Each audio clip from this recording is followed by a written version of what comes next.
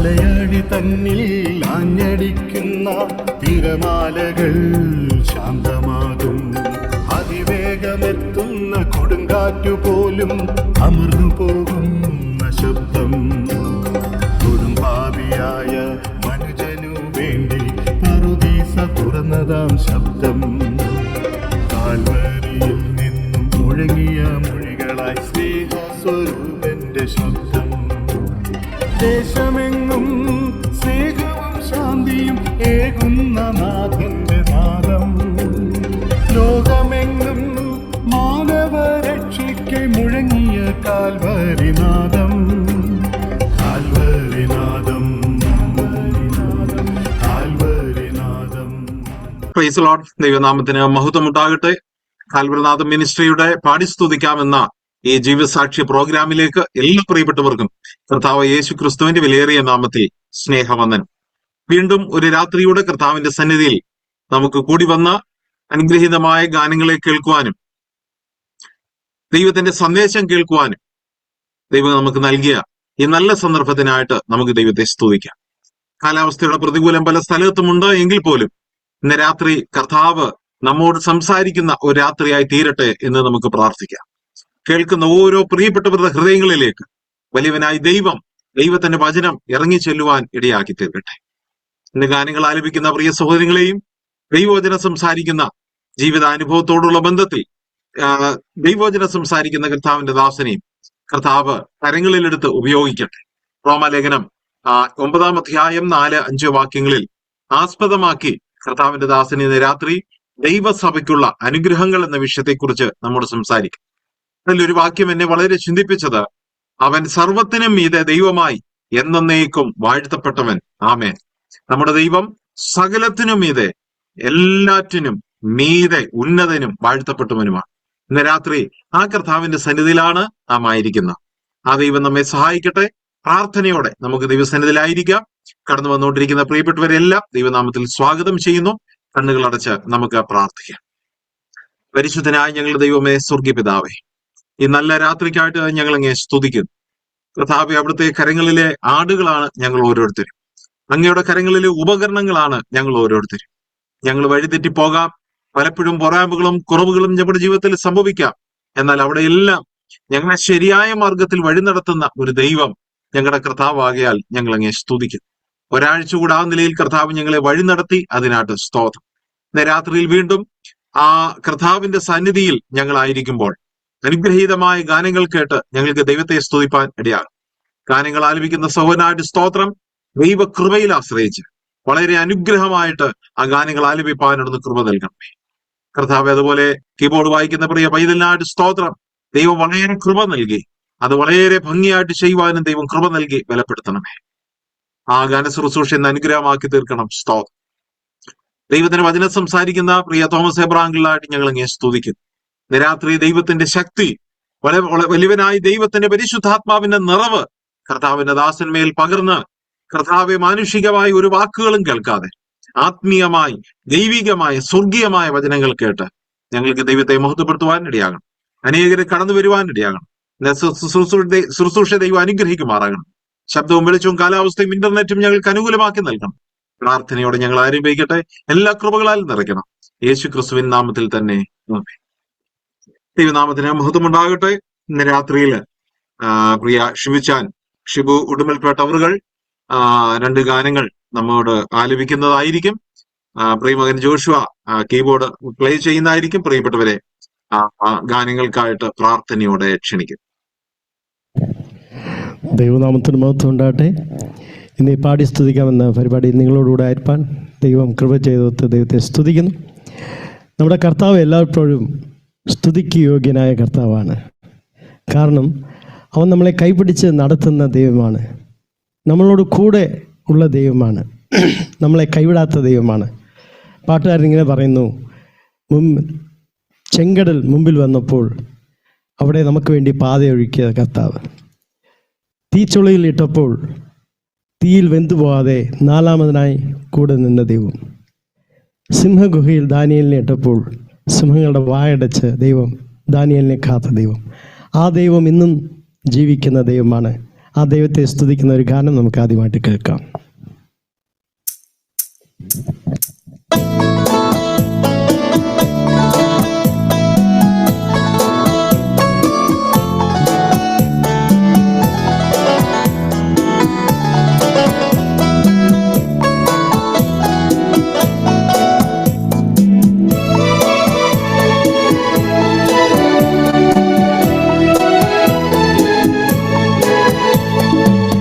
N പ്രിയൻ വലങ്കരം പിടിച്ചെന്നെ നടത്തിയിടുന്നു ദിനം തോറും.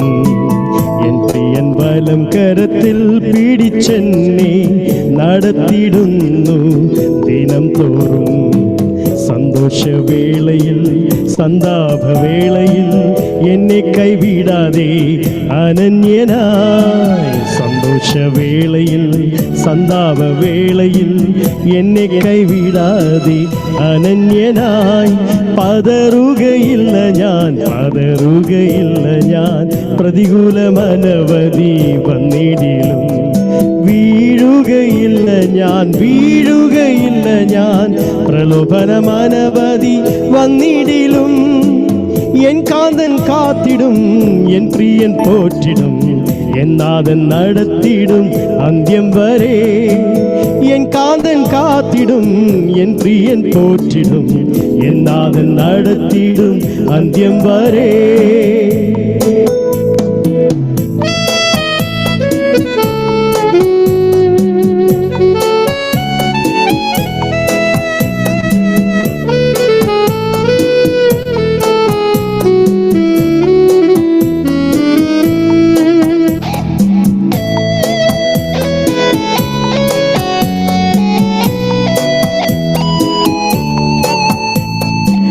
മുൻപിൽ ചെങ്കടലാർത്തിരച്ചാലെതിരായി പിൻപിൽ വൻവൈരി പിൻഗമിച്ച.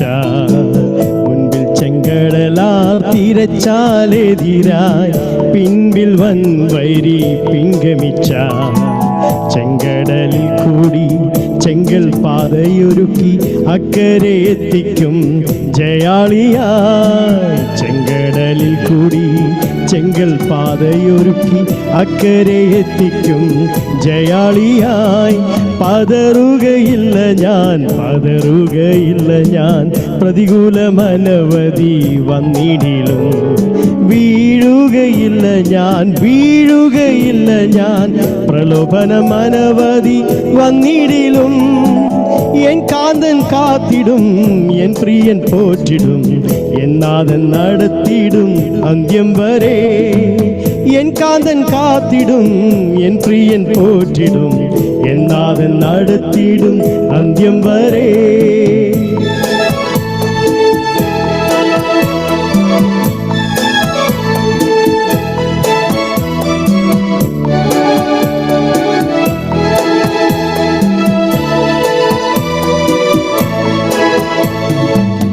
എരിയും തീച്ചൂളയെതിരായി എരിഞ്ഞാൽ ശദ്രക്കിനെ പോൽ വീഴ്ത്തപ്പെട്ട. എരിയും തീച്ചൂളയെതിരായി എരിഞ്ഞാൽ ശദ്രക്കിനെ പോൽ വീഴ്ത്തപ്പെട്ടാൽ എന്നോട് കൂടെയും അഗ്നിയിൽ ഇറങ്ങി വെന്തിടാതെ പ്രിയൻ വിടുവിക്കും. എന്നോട് കൂടെയും അഗ്നിയിൽ ഇറങ്ങി വെന്തിടാതെ പ്രിയൻ വിടുവിക്കും. പതറുകയില്ല ഞാൻ, പതറുകയില്ല ഞാൻ. പ്രതികൂലമനവധി വന്നിടിലും വീഴുകയില്ല ഞാൻ, വീഴുകയില്ല ഞാൻ. പ്രലോഭനമനവധി വന്നിടിലും എൻ കാന്തൻ കാത്തിടും, എൻ പ്രിയൻ പോറ്റിടും, എന്നാഥൻ നടത്തിടും അന്ത്യം വരെ. എൻ കാന്തൻ കാത്തിടും, എൻ പ്രിയൻ പോറ്റിടും, എന്നാഥൻ നടത്തിടും അന്ത്യം വരെ.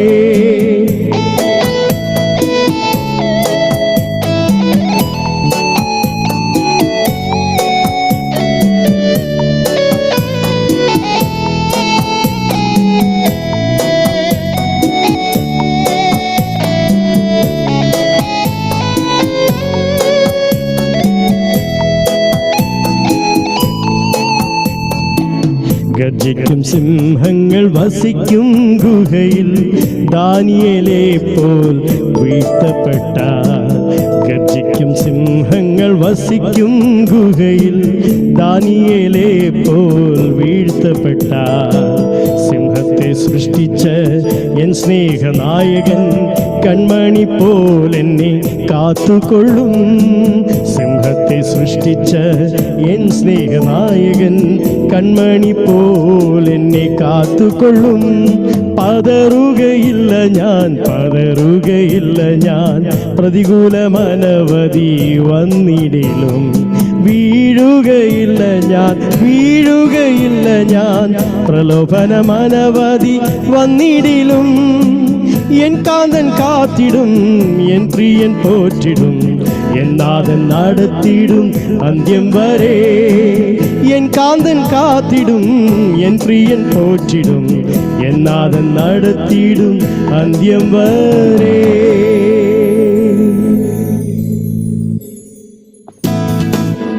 Thank you. അടുത്തതായി ഒരു തമിഴ് ഗാനം പാടുവാൻ ആഗ്രഹിക്കുന്നു. നമ്മൾ ഈ ദിവസങ്ങളിൽ ക്രിസ്മസ് ഒക്കെ അടുത്തു വരുന്ന ഒരു കാലഘട്ടത്തിൽ നാം അവിടെ നോക്കുമ്പോൾ ശാസ്ത്രിമാർ അല്ലെങ്കിൽ രാജാക്കന്മാർ ശിശുവിനെ കാണുവാനായി വന്നപ്പോൾ അവരെ വഴികാട്ടിയത് നക്ഷത്രമാണ്. ഇങ്ങനൊരു വേർഡിങ് ഞാൻ ഇങ്ങനെ വായിച്ചു. The star leads us to a superstar. Superstar നമ്മുടെ കർത്താവാണ്. അപ്പോൾ നമ്മൾ ഓരോരുത്തരും ആ ദൈവത്തിലേക്ക് മറ്റുള്ളവരെ നയിക്കുന്ന നക്ഷത്രങ്ങളായിട്ട് നമ്മൾ മാറണം എന്ന് ഒരു ഇത് കേൾക്കുവാനിടയായി. ഇപ്പം ഞാൻ പാടുന്ന തമിഴ് പാട്ടിൻ്റെ അർത്ഥം അതാണ്. പ്രവാചകന്മാരാൽ മുന്നറിയിക്കപ്പെട്ട ക്രിസ്തുവിൻ്റെ ജനനം. ആ ദൈവം ഈ ഭൂമിയിൽ വന്ന് പിറന്നു. ആ ദൈവം പിറന്നതിൻ്റെ ഉദ്ദേശം പാപങ്ങൾ നീക്കുവാൻ, ശാപങ്ങൾ പോക്കുവാൻ, മനുഷ്യനെ തൻ്റെ അടുക്കിലേക്ക് ചേർക്കുവാൻ. ദൈവം ഭൂജാതനായി എന്നർത്ഥം വരുന്നൊരു തമിഴ് ഗാനം.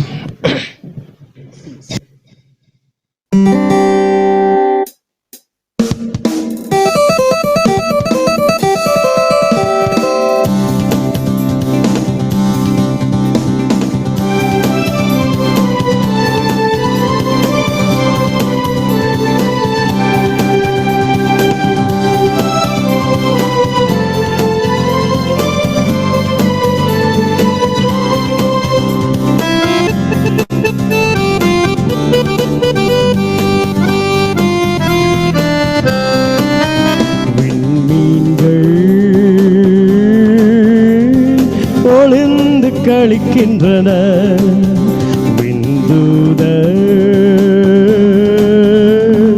மகிழ்ந்து துதிக்கின்றன. மண்ணுலகில் பிறக்கும் தேவனின் மைந்தன் துதி பாடும் நேரம். இருளோ துயரோ இனிமேலுலகில் துணிந்தே வருமா.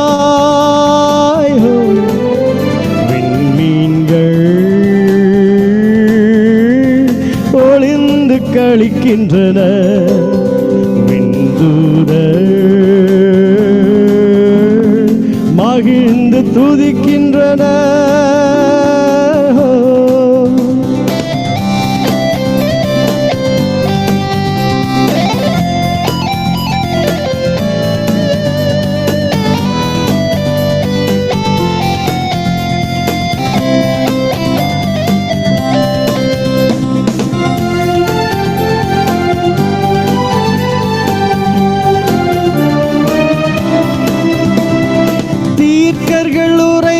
வாக்குகள் நிறைவேறிடும் நாளிதே.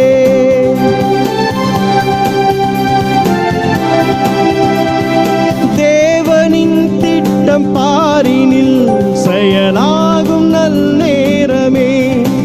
விடுதலை உலகிலே வந்ததே. அழியா வாழ்வை தரவே மனு உருவாய் வரும்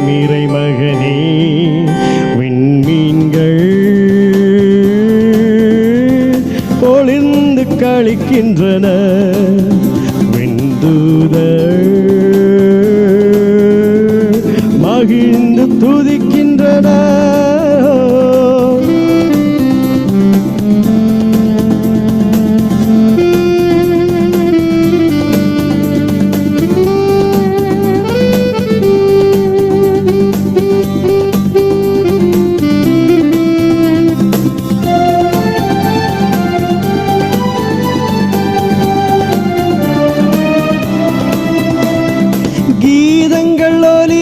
மானிடர் கொண்டாடிடும் காலமே,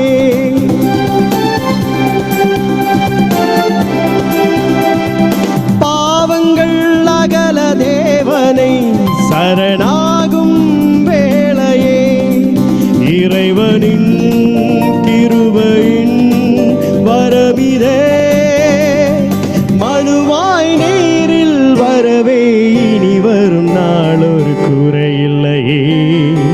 விண்மீன்கள் ஒளிர்ந்து களிக்கின்றன, விண்தூதர்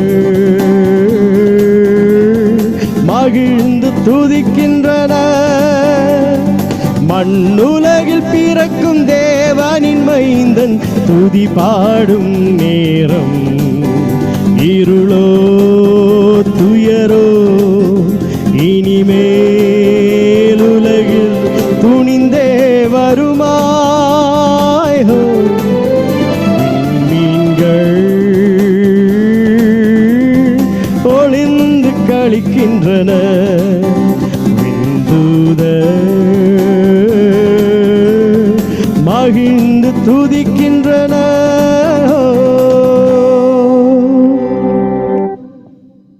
താങ്ക് യു. ദൈവനാമത്തിന് മഹത്വം ഉണ്ടാകട്ടെ.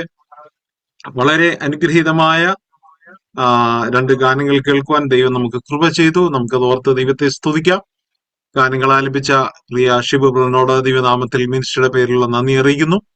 അതുപോലെ കീബോർഡ് പ്ലേ ചെയ്ത പ്രിയ മകനോടുള്ള നന്ദി ദൈവസന്നിധിയിൽ അറിയിക്കുന്നു. കർത്താവ് കൂടുതലായി ശക്തിപ്പെടുത്തട്ടെ, ബലപ്പെടുത്തട്ടെ എന്ന് പ്രാർത്ഥിക്കുന്നു. ദൈവസഭയ്ക്കുള്ള അനുഗ്രഹങ്ങൾ എന്ന വിഷയത്തെക്കുറിച്ച് കർത്താവിന്റെ ദാസൻ തോമസ് എബ്രാങ്കിൾ അറ്റ്ലാന്റ ഇന്ന് രാത്രി നമ്മോട് സംസാരിക്കും. നമുക്കറിയാം കർത്താവിന്റെ ദാസൻ നല്ല ഒരു ഗാനരചയിതാവാണ്, ഒരു ഗായകനാണ്. അനേക ഗാനങ്ങൾ കർത്താവിന്റെ ദാസൻ ഉപദേശപരമായ വിഷയങ്ങളിൽ ഉൾപ്പെടുത്തിക്കൊണ്ട് രചിച്ചിട്ടുണ്ട്. പലതും അദ്ദേഹത്തിന്റെ യൂട്യൂബിലൊക്കെ നമുക്ക് കേൾക്കുവാനായിട്ട് ഇടയായിത്തീരുന്നുണ്ട്. അതുപോലെ അനേക ഗ്രന്ഥങ്ങൾ കർത്താവിന്റെ ദാസൻ രചിക്കുവാനായിട്ട് ഇടയാകുന്നുണ്ട്. പല ഗ്രന്ഥങ്ങളും ഇന്ന് ഒരുപക്ഷെ നമ്മുടെ കൈകളിലൊക്കെ ഉണ്ട്. വീണ്ടും അദ്ദേഹം പല ഗ്രന്ഥങ്ങളുടെയും രചനയിലാണ്. അങ്ങനെ ദൈവവചനം പഠിക്കുകയും പഠിപ്പിക്കുകയും അല്ലെങ്കിൽ പ്രസംഗിക്കുകയും എഴുതുകയും പാടുകയും ഗാനങ്ങൾ എഴുതുകയും ചെയ്തുകൊണ്ട് കർത്താവിന്റെ വേലയിൽ വളരെ ഉത്സുകനായിരിക്കുന്ന ഒരു ദൈവദാസനാണ്. തുടർന്നുള്ള എപ്പിസോഡുകളിൽ മറ്റൊരു പ്രോഗ്രാമിൽ അദ്ദേഹത്തിന്റെ ഗാനങ്ങളുമായിട്ട് അതിന്റെ അനുഭവങ്ങളുമായിട്ട് നാം വീണ്ടും കണ്ടുമുട്ടും. എന്നാൽ ഇന്ന് കർത്താവിന്റെ ദാസന്റെ ഒരു ആലോചന, ദൈവികമായൊരു ദൂത് നമ്മോട് സംസാരിക്കും. ആ ശുശ്രൂഷയ്ക്കായിട്ട് എല്ലാ ബഹുമാനത്തോടെ പ്രാർത്ഥനയോടും സ്നേഹത്തോടും കൂടെ കർത്താവിന്റെ ദാസനെ ഈ സമയം ചെലവഴിക്കാനായിട്ട് പ്രാർത്ഥനയോടെ ക്ഷണിക്കും. ദൈവനാമത്തിന് മഹത്വം ഉണ്ടാകട്ടെ. കാൽവറിനാഥം ഒരുക്കിയിരിക്കുന്ന ഈ സംരംഭത്തിലൂടെ ദൈവവചനം ശുശ്രൂഷിക്കുവാൻ ലഭിച്ച ഈ അവസരത്തെ ഓർത്ത് ഞാൻ ദൈവത്തെ സ്തുതിക്കുന്നു. ഇതിന്റെ പിമ്പിൽ പ്രവർത്തിക്കുന്ന ഇവാഞ്ചലിസ്റ്റ് സന്തോഷിനെയും മാമൻ കുര്യൻ ബ്രദറിനെയും ഓർത്ത് ദൈവത്തിന് സ്തോത്രം അർപ്പിക്കുന്നു. മനോഹരമായ പാട്ടുകളിലൂടെ നമുക്ക് ആത്മീക സന്തോഷം പകർന്നു വന്ന ബ്രദർ ഷിബു ജോസിനെയും ഓർത്ത് ഞാൻ ദൈവത്തെ സ്തുതിക്കുന്നു. പ്രയാസങ്ങളിലും പ്രതികൂല നിലയിലും നമ്മെ താങ്ങി നടത്തുന്ന നമ്മുടെ നല്ല നാഥനായ കർത്താവ്, അവൻ നമ്മെ ഏത് സാഹചര്യത്തിലും നടത്തുവാൻ ശക്തനായിട്ട് ഇന്ന് സ്വർഗത്തിൽ പിതാവിന്റെ വലത്ത് ഭാഗത്തായ നമുക്കായി ജീവിക്കുന്നു എന്നത് ഓർത്ത് നമുക്ക് ദൈവത്തിൽ സന്തോഷിപ്പാനായിട്ട് കഴിയും. ഇന്ന് ഈ സൂമിലൂടെ ഈ സൂം മീറ്റിംഗില് സംബന്ധിക്കുന്ന ഏവരെയും, വചനം ശ്രദ്ധിക്കുന്ന എല്ലാവരെയും ഓർത്ത് ദൈവത്തെ സ്തുതിക്കുന്നു.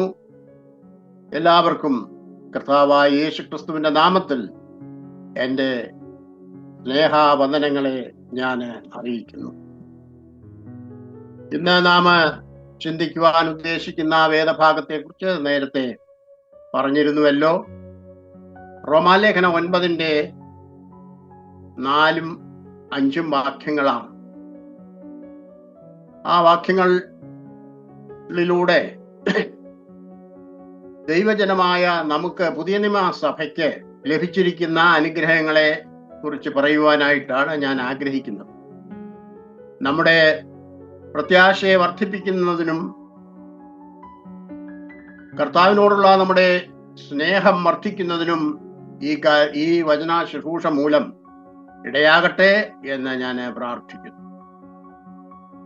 നമുക്ക് ആ വേദഭാഗം ഒന്ന് വായിക്കാം. റോമാലേഖനം 9-ന്റെ 4-5 വാക്യങ്ങൾ.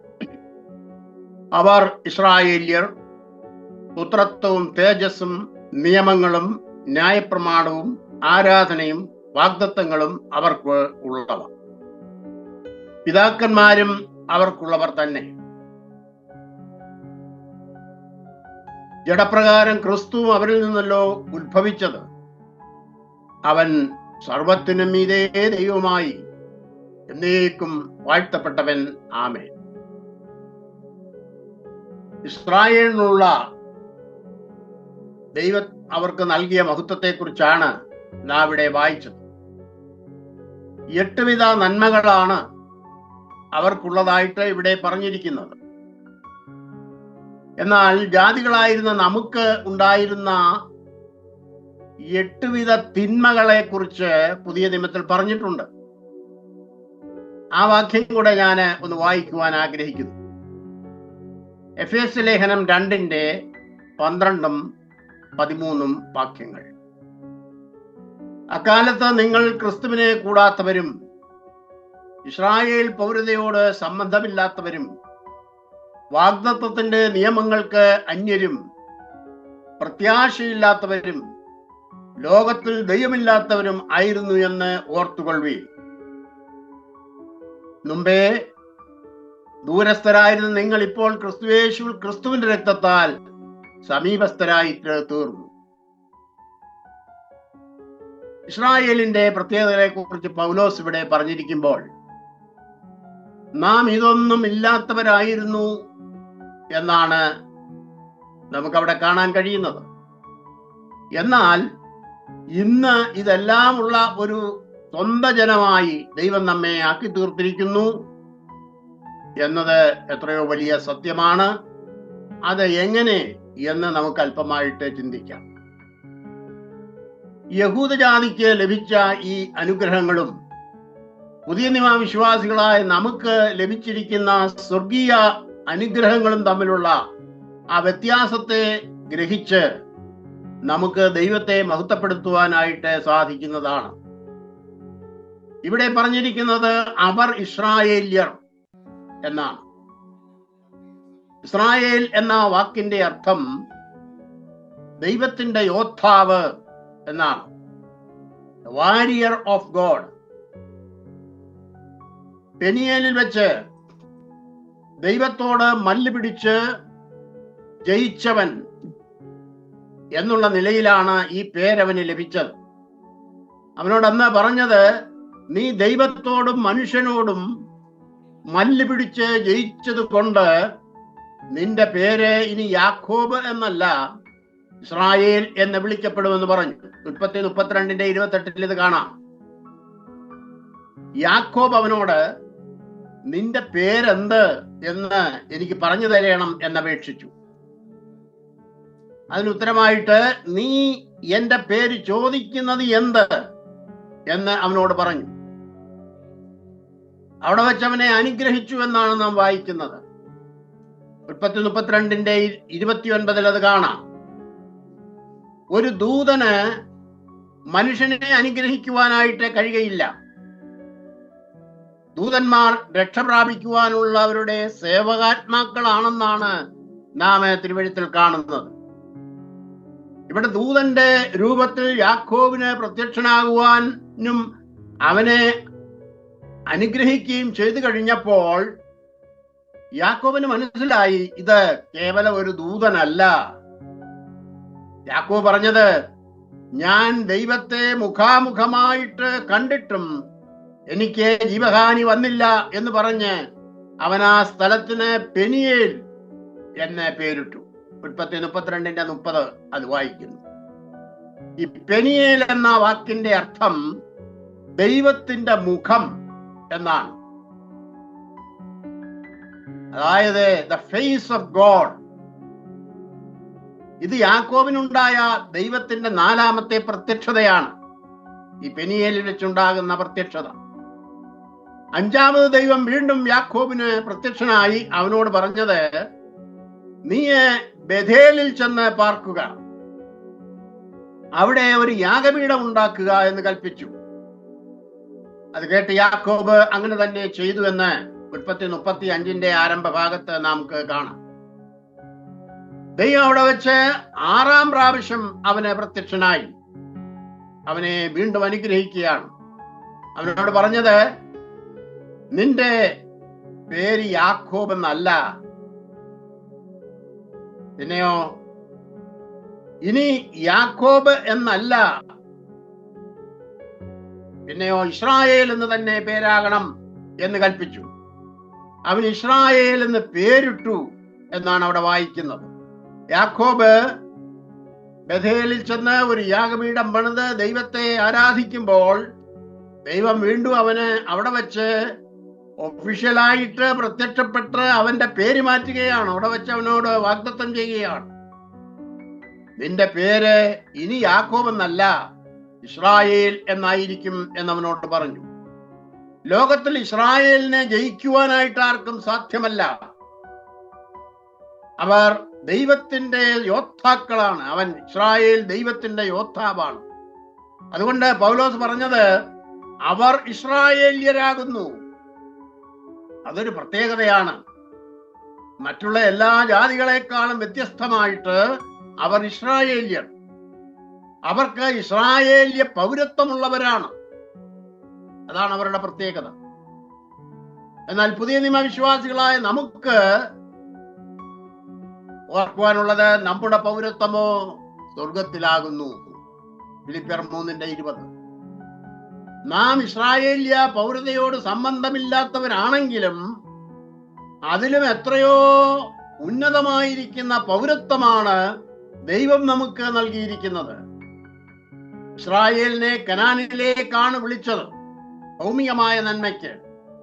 എന്നാൽ നമ്മെ വിളിച്ചിരിക്കുന്നത് സ്വർഗീയ വിളിക്ക് ഓഹരിക്കാരായവർ എന്നാണ് എബ്രായ ലേഖനം 3:1 നാം വായിക്കുന്നത്. അപ്പൊ നോക്കുക, അവർ ഇസ്രായേല്യർ എന്ന് പറയുന്ന സ്ഥാനത്ത്, അവർക്ക് ഇസ്രായേല്യ പൗരത്വമുള്ളവർ എന്ന് പറയുന്ന സ്ഥാനത്ത് ദൈവമക്കളായിരിക്കുന്ന പുതിയ നിയമവിശ്വാസികൾ അവര് സ്വർഗീയ പൗരന്മാരാണ്, സ്വർഗത്തിന് അവകാശികളാകുന്നു എന്നുള്ളതാണ് അതിന്റെ പ്രത്യേകത.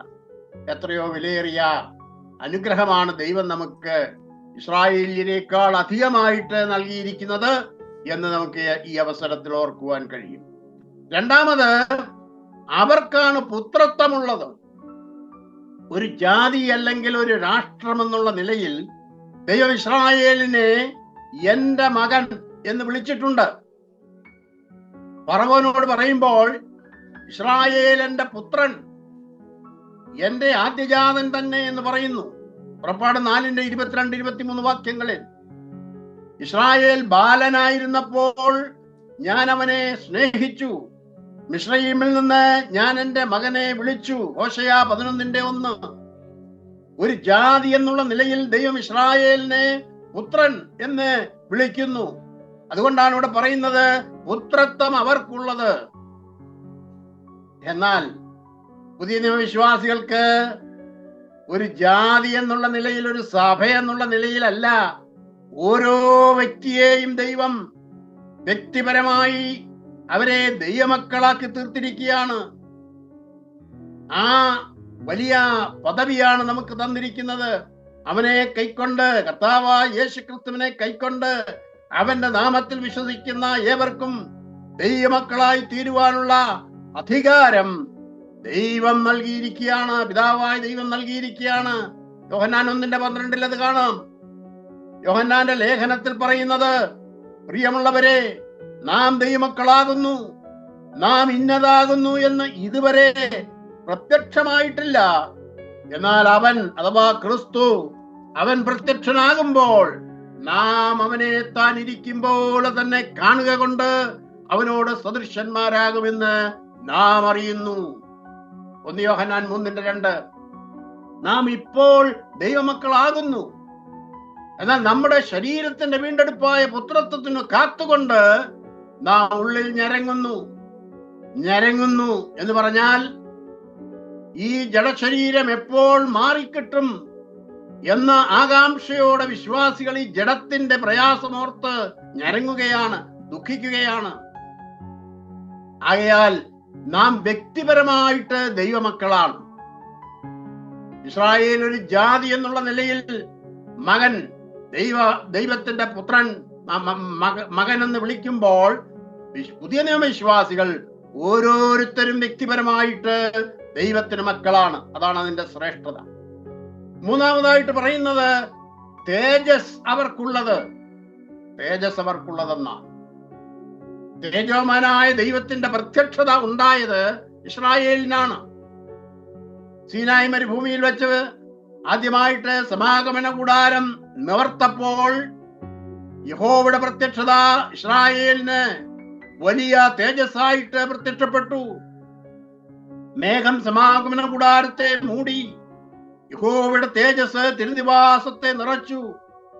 അതുകൊണ്ട് മോശയ്ക്ക് അകത്ത് കടപ്പാനായിട്ട് കഴിഞ്ഞില്ല. പുറപ്പാട് 40-ാം അധ്യായം 33 മുതലുള്ള വാക്യങ്ങളിൽ അത് കാണാം. ഇങ്ങനെ ദൈവ തേജസ് അഥവാ ദൈവത്തിന്റെ ഷെക്കൈന എപ്പോഴും തിരുനിവാസത്തിൽ ഉണ്ടായിരുന്നു. അതാണ് തേജസ് അവർക്കുള്ളത്. സമാപന കൂടാരത്തിൽ മാത്രമല്ല, ശലോമോന്റെ ദേവാലയത്തിൽ അതിന്റെ പണിയെല്ലാം കഴിഞ്ഞിട്ട് പുരോഹിതന്മാർ യഹോവയുടെ നിയമപെട്ടകം അന്തർമന്ദിരത്തിൽ കെരൂബുകളുടെ ആ ചിറകിന്റെ കീഴെ കൊണ്ടുവച്ചിട്ട് പുരോഹിതന്മാർ മന്ദിരത്തിൽ നിന്ന് പുറപ്പെട്ടപ്പോൾ ഇതാ യഹോവയുടെ ആലയം, അവിടെ യഹോവയുടെ മേഘം നിറഞ്ഞു.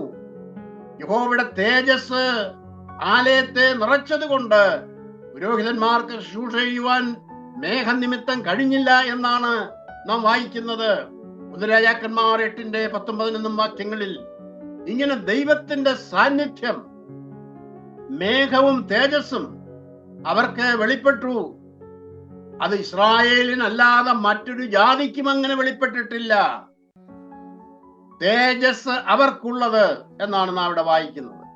എന്നാൽ അവർ സത്യദൈവത്തെ വിട്ട് വിഗ്രഹങ്ങളിലേക്ക് തിരിഞ്ഞു പോയപ്പോൾ അവരുടെ ദേവാലയത്തിലെ തേജസ്സും ദൈവ സാന്നിധ്യവും അവരെ വിട്ട്, അതായത് ആലയത്തിൽ നിന്നത് വിട്ട് പോയതായിട്ട് നാം വായിക്കുന്നുണ്ട്. അത് കിഴക്കുള്ള ഒലൂമലയിലേക്ക് പോയതായിട്ട് ദൈവവചനത്തിൽ കാണുന്നു. അത് പിന്നീട് തിരികെ ദേവാലയത്തിലേക്ക് വന്നിട്ടില്ല. യഹസ്കേൽ 10-ാം അധ്യായം 18-19 വാക്യങ്ങളിലും 11-ാം അധ്യായം 23-ാം വാക്യത്തിലും അത് വ്യക്തമായിട്ട് പറയുന്നുണ്ട്. എന്നാൽ പുതിയ നിയമവിശ്വാസികളായ നമ്മിൽ വെളിപ്പെടുവാനുള്ള തേജസ് വിചാരിച്ചാൽ എന്നാണ് അപ്പോസ്തലനായ പൗലോസ് പറയുന്നത്, ഈ കാലത്തിലെ കഷ്ടം സാരമില്ല എന്ന് ഞാൻ കാണുന്നു എന്ന്. റോമർ 8:18 അത് കാണാം. ദൈവത്തിന്റെ പരിശുദ്ധാത്മാവ് ഇന്ന് സഭയിലും, ദൈവസഭയിൽ ദൈവത്തിന്റെ പരിശുദ്ധാത്മാവുണ്ട്. 1 കൊരിന്ത്യർ 3:16 നാം വായിക്കുന്നുണ്ടത്. അത് മാത്രമല്ല, ഓരോ വിശ്വാസിയിലും ദൈവത്തിന്റെ പരിശുദ്ധാത്മാവ് വസിക്കുന്നു. 1 കൊരിന്ത്യർ 6:19 അത് കാണാം. അങ്ങനെ ദൈവത്തിന്റെ സാന്നിധ്യം ദൈവസഭയിലും ഓരോ വിശ്വാസിയിലും സ്ഥിരമായിട്ട് നിലകൊള്ളുകയാണ് ചെയ്യുന്നത്. അത് അവിടുന്ന് മാറിപ്പോകുന്നതല്ല. ദേവാലയത്തിൽ നിന്ന് മാറി ഒലിവുമലയിലേക്ക് മാറിപ്പോവുകയും പിന്നീട് തിരികെ ഒരിക്കലും വരാത്തവണ്ണം മാറിപ്പോയതുപോലെ അല്ല. ദൈവ സാന്നിധ്യം, ദൈവത്തിന്റെ കൃപ, അതെപ്പോഴും നമ്മിൽ തന്നെ ഉണ്ട്, ദൈവസഭയിലുണ്ട് എന്നുള്ളത് നാം കാണുന്നു. മഹത്വത്തിന്റെ പ്രത്യാശയായ ക്രിസ്തു നമ്മിൽ ഇരിക്കുന്നു എന്നാണ് നാം വായിക്കുന്നത് കൊലോസ്യ ലേഖനത്തിൽ. നാം ക്രിസ്തുവിലും ഇരിക്കുന്നു. 1 കൊരിന്ത്യർ 1:30 അത് വായിക്കുന്നു. നാം ഓരോ വ്യക്തിയും ദൈവത്തിന്റെ ആലയമാകുന്നു. നാം വായിക്കുന്നത് നാം ജീവനുള്ള ദൈവത്തിന്റെ ആലയമല്ലോ എന്നാണ് 2 കൊരിന്ത്യർ 6:16. യേശു ക്രിസ്തു ദൈവത്തിന്റെ തേജസ്സിന്റെ പ്രഭയാണ് എന്ന് നാം വായിക്കുന്നുണ്ട്. Jesus Christ is the radiance of God's glory. ദൈവത്തിന്റെ പ്രഭയാണവൻ. യേശു ക്രിസ്തു ദൈവമഹത്വത്തിന്റെ പ്രഭയാണ്. നാം അവനെയാണ് ധരിച്ചിരിക്കുന്നത്. റോമാലേഖനം 13:14 അത് കാണാം. നാം ദൈവതേജസ്സിന്റെ പ്രത്യാശയിൽ പ്രശംസിക്കുന്നു എന്ന് വായിക്കുന്നു. റോമർ 5:2 നീതീകരിക്കപ്പെട്ട നാം തേജസ്കരിച്ചു മരിക്കുന്നു എന്നാണ് വായിക്കുന്നത്. ദൈവം നമ്മെ തേജസ്സിലേക്ക് നടത്തുവാനാണ്. ദൈവം കർത്താവായ യേശു ക്രിസ്തു കഷ്ടമനുഭവിച്ചത് എന്താണ്? അനേകരെ തേജസ്സിലേക്ക് നടത്തുവാനാണ്. ദൈവമക്കളെ തേജസ് ഉടിപ്പിക്കുവാൻ വേണ്ടിയായിരുന്നു. യേശു ക്രിസ്തുവിന്റെ മഹത്വം പ്രാപിക്കുവാനാണ് ദൈവം സുവിശേഷത്താൽ നമ്മെ രക്ഷയ്ക്ക് വിളിച്ചത് എന്ന് തെസ്സലോനിക്ക ലേഖനത്തിൽ നാം വായിക്കുന്നുണ്ട്. ആകയാൽ യഥാർത്ഥ ദൈവ തേജസ് പുതിയ നിയമവിശ്വാസികൾക്കാണ് ലഭിച്ചിരിക്കുന്നത്. ഇനി 4-മതായിട്ട് നാം കാണുന്നത് നിയമങ്ങളും ന്യായപ്രമാണവും അവർക്കുള്ളത്. The covenants and law. ദൈവം തന്റെ നിയമങ്ങളും ന്യായപ്രമാണവും നൽകിയത് ഇസ്രായേൽ ജാതിക്ക് മാത്രമാണ്. നിനക്ക് ജനമായി വീണ്ടെടുക്കുവാനും നിനക്ക് ഒരു നാമം സമ്പാദിക്കുവാനും നീ വീണ്ടെടുത്തിരിക്കുന്ന നിന്റെ ജനമായ ഇസ്രായേലിന് തുല്യമായി ഭൂമിയിൽ ഏതൊരു ജാതിയുണ്ട് എന്നാണ് ചോദിച്ചിരിക്കുന്നത്. 2 ശമൂവേൽ 7:23. ഇതുപോലൊരു ജാതി ഉണ്ടോ? ഏത് നിലയിൽ? ഭൂമിയിൽ ദൈവത്തിന്റെ നാമം നിലനിർത്തുവാൻ ഇങ്ങനെ ഒരു ജാതി ഉണ്ടോ എന്നാണ് ചോദിച്ചിരിക്കുന്നത്. അവൻ യാക്കോബിന്റെ ചട്ടങ്ങളും വിധികളും അവർക്ക് ആ ഇസ്രായേൽ ജനത്തിനാണ് വെളിപ്പെടുത്തിയിരിക്കുന്നത്. യാക്കോബിന് തന്റെ വചനങ്ങളും ഇസ്രായേലിന് തന്റെ ചട്ടങ്ങളും വിധികളും വെളിപ്പെടുത്തുന്നു. അങ്ങനെ യാതൊരു ജാതിക്കും അവൻ ചെയ്തിട്ടില്ല. അവന്റെ വിധികളെ അവർ അറിഞ്ഞിട്ടുമില്ല എന്നാണ് സങ്കീർത്തനത്തിൽ പറയുന്നത്. 147-ാം സങ്കീർത്തനം 19-20 വാക്യങ്ങളിൽ അത് കാണാം. ഇങ്ങനെ നിയമങ്ങള്, ന്യായപ്രമാണം ഇതെല്ലാം ലഭിച്ചത് ഇസ്രായേലിന് മാത്രമാണ്. എന്നാൽ നാം കാണുന്നത് ദൈവം ഇസ്രായേലിന് നൽകിയ ന്യായപ്രമാണത്താൽ യാതൊരു പ്രയോജനവും ഉണ്ടായില്ല എന്നാണ്. ഒരു ജഡവും രക്ഷ പ്രാപിക്കുന്നില്ല. ഗലാത്യർ 2:16 അത് കാണാം. പഴയ നിയമത്തിൽ നാം വായിക്കുന്നത്, പഴയ നിയമത്തിൽ ഈ ന്യായപ്രമാണം ദൈവം ഇസ്രായേലിന് കൊടുത്ത ആ ന്യായപ്രമാണത്തെ സംബന്ധിച്ച് പഴയ നിയമത്തിൽ തന്നെ പറഞ്ഞിരിക്കുന്നത് എന്താണ്? ഞാൻ അവർക്ക് കൊള്ളരുതാത്ത ചട്ടങ്ങളെയും ജീവരക്ഷ പ്രാപിക്കുവാൻ ഉതകാത്ത വിധികളെയും കൊടുത്തു എന്നാ. യഹസ്കേൽ 20:25. അത് ചെയ്യുന്നവൻ അതിനാൽ ജീവിക്കും എന്നാണ് പറഞ്ഞത്. യഹസ്കേൽ 20-ാം അധ്യായത്തില് അതിന്റെ 11, 13, 21 എന്നീ 3 വാക്യങ്ങളിൽ 3 പ്രാവശ്യമായിട്ട് പറഞ്ഞിട്ടുണ്ട്. അത് ചെയ്യുന്നവൻ അതിനാൽ ജീവിക്കും. അതാണ് ന്യായപ്രമാണം ചെയ്ത് ജീവിക്കുവാൻ ആർക്കും കഴിഞ്ഞിട്ടില്ല. അത് കൊടുത്ത നാള് മുതൽ BC 1400 മുതൽ 1400 വർഷങ്ങൾ കൊണ്ട് ദൈവം പരിശോധിച്ചു. ന്യായപ്രമാണം ചെയ്ത് രക്ഷ പ്രാപിച്ചവരാരുമില്ല, ഒരു ജഡവുമില്ല. അത് ചെയ്ത് അതിനാൽ ജീവിച്ചവരാരുമില്ല. അതാണ് ഗലാത്യർ 3:21 നാം വായിക്കുന്നത്. അവിടെ പറയുന്നത്, ജീവിക്കുവാൻ കഴിയുന്നൊരു ന്യായപ്രമാണം വാസ്തവമായി കൊടുത്തിരുന്നുവെങ്കിൽ, ജീവിക്കുവാൻ കഴിയുന്ന ഒരു ന്യായപ്രമാണം കൊടുത്തിരുന്നുവെങ്കിൽ ന്യായപ്രമാണം വാസ്തവമായി നീതിക്ക് ആധാരമാകുമായിരുന്നു. പക്ഷെ അങ്ങനെയല്ല കൊടുത്തത്. ന്യായപ്രമാണം കേവലം വാഗ്ദത്ത സന്തതി വരുവോളം മനുഷ്യനിലെ ലംഘനങ്ങളുടെ കാര്യം അവനെ ബോധ്യപ്പെടുത്തുവാൻ നൽകപ്പെട്ടത് മാത്രമാണ്. ഗലാത്യർ 3:19 അത് കാണാം. ന്യായപ്രമാണത്തിന്റെ കീഴിലുള്ളവർ അവരെ ശാപത്തിന്റെ കീഴിലുള്ളവരെന്നാണ് ഗലാത്യർ 3:10 നാം വായിക്കുന്നത്. അതുകൊണ്ട് ന്യായപ്രമാണം കൊണ്ട് ഒരു നന്മയും ഉണ്ടായില്ല.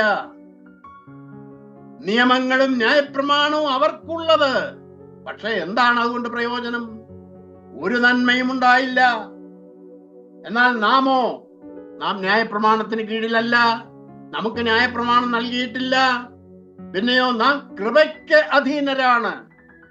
പുതിയ നിയമം അത് ദൈവകൃപ, ദൈവസ്നേഹം, അതാണ് അതിന് അടിസ്ഥാനം. എവിടെ സ്നേഹമുണ്ടോ, എവിടെ കൃപയുണ്ടോ, അതാണ് നന്മ. നിയമപ്രകാരമുള്ള നിയമത്തിന്റെ അടിസ്ഥാനത്തിൽ ചെയ്യുന്ന കാര്യങ്ങളല്ല, സ്നേഹത്തിന്റെ അടിസ്ഥാനത്തിൽ, കൃപയുടെ അടിസ്ഥാനത്തിൽ ചെയ്യുന്നതാണ് നന്മ. അതുകൊണ്ട് പുതിയ നിയമവിശ്വാസികളായ നമുക്ക് നിയമമല്ല, പിന്നെയോ ദൈവസ്നേഹമാണ്, ദൈവകൃപയാണ് ലഭിച്ചിരിക്കുന്നത്. ക്രിസ്തു നമുക്ക് വേണ്ടി ശാപമായി തീർന്നുവെന്ന് നാം വായിക്കുന്നു. എന്തിനാണ്? ന്യായപ്രമാണത്തിന്റെ ശാപത്തിൽ നിന്ന്, പ്രയോജനമില്ലാത്ത ന്യായപ്രമാണത്തിന്റെ ശാപത്തിൽ നിന്ന് നമ്മെ വിലയ്ക്ക് വാങ്ങുവാനാണ് ക്രിസ്തു നമുക്ക് വേണ്ടി ശാപമായി തീർന്ന് മരണം സഹിച്ചത്.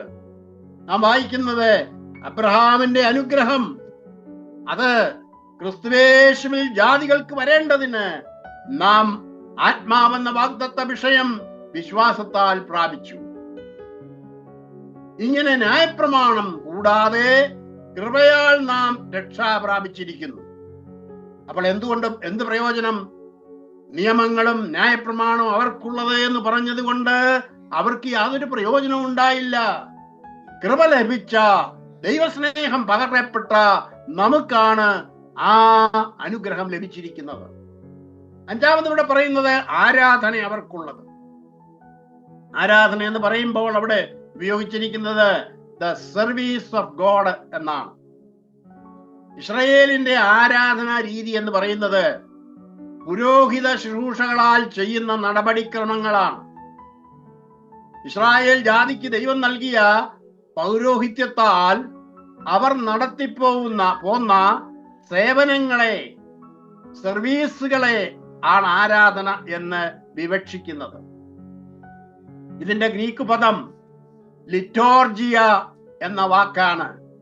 അതിന്റെ അർത്ഥം സേവനം എന്നാണ്, പുരോഹിത ശുശ്രൂഷ എന്നാണ്. ഇസ്രായേൽ എല്ലാവരും പുരോഹിതന്മാരല്ല. അവരിൽ ലേവ്യഗോത്രത്തിൽ അഹരോന്റെ കുടുംബത്തിൽപ്പെട്ടവർ മാത്രമാണ് പുരോഹിതന്മാർ.